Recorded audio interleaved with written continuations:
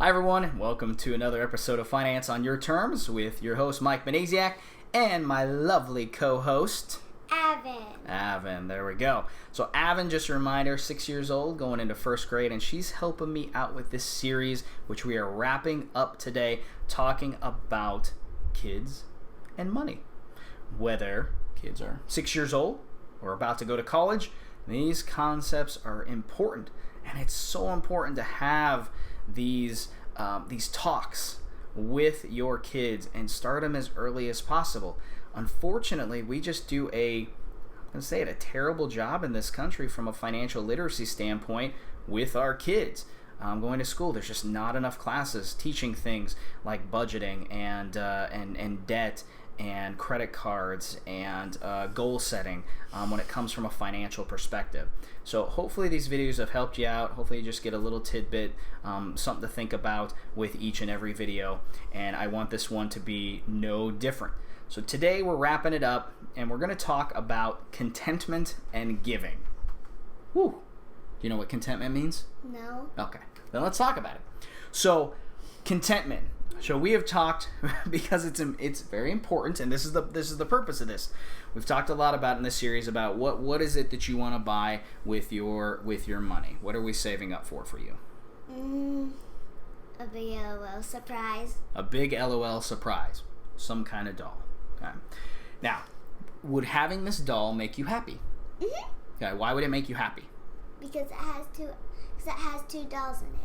Oh, because it has two for the price of one. And because it has fun accessories. Oh, okay. So is it an animal or a person? It can be a big sister, a big brother, or a little brother, or a big brother, and you can get a pet. The pet can be a boy, and the pet also gets an accessory, and it can be a girl too. Okay. So it could be a little brother? But you already have a little brother. Why'd you want another? It's a doll. Oh, okay. So you can pretend little brother without having to play with the actual one, right? You see her roll her eyes? See, that's a very common thing throughout the day. There it is.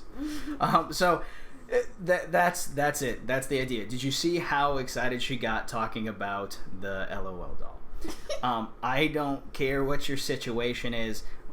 We all have different things that excite us, and when it comes to money, we're all struggling with the same things. We all want to earn more. That's a given. We all have a set amount coming in, and what we do with that amount coming in is sometimes determined because we've got specific bills, and depending on your situation, those bills can vary widely as far as what that money is going to. But beyond that, from a financial goals standpoint, what we spend that money on is up to us. So beyond paying those bills. And so we as financial advisors, one of the big things that I tell clients is that I'm not here to tell you what you should spend your money on.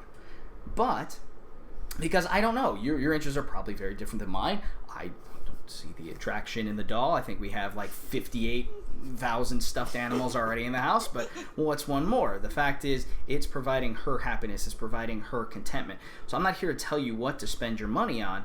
It's more of, do you know what you're spending your money on, and do you know the consequences or the opportunity costs of doing so, which we talked about opportunity costs in a previous video.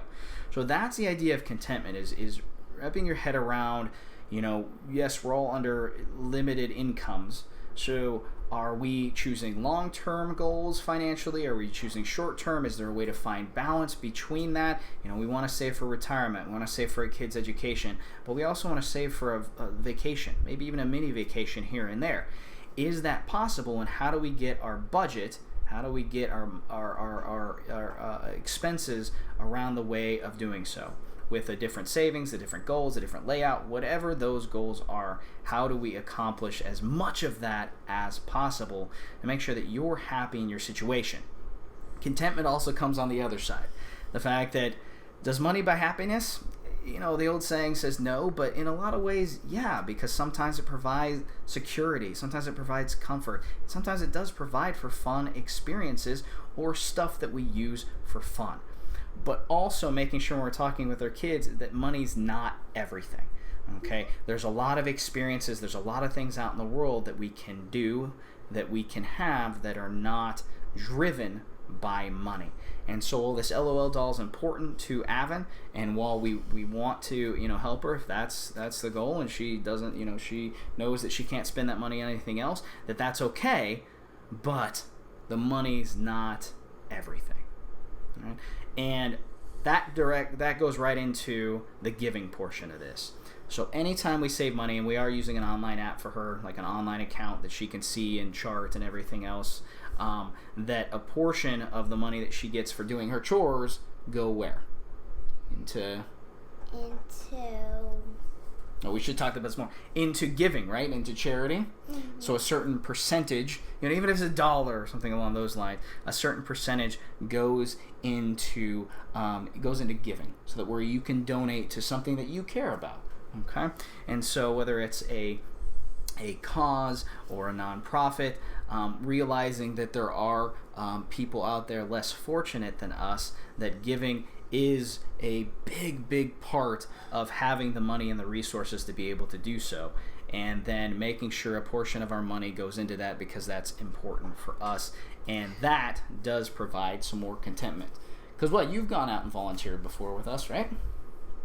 Yeah, a couple different times, and that's made you happy when we've been able to maybe donate some toys to less fortunate kids, or maybe when we go to some events where we make meals for people, things like that. So whether it's that time or spending some of that money to be able to donate to whether it's whatever organization that you care about. So today's lesson was about contentment, finding contentment in some of the things that you do find that are important financial goals for you, but then also finding contentment outside of the money and making sure that that's ingrained in our children too, and then looking to find opportunities if it fits in your budget, and it might not always, but if it fits in your time or budget, that giving is an important part of that as well. So that's going to do it. What do you think? Good. Good? Did you have fun? Mm-hmm. A little too much yawning.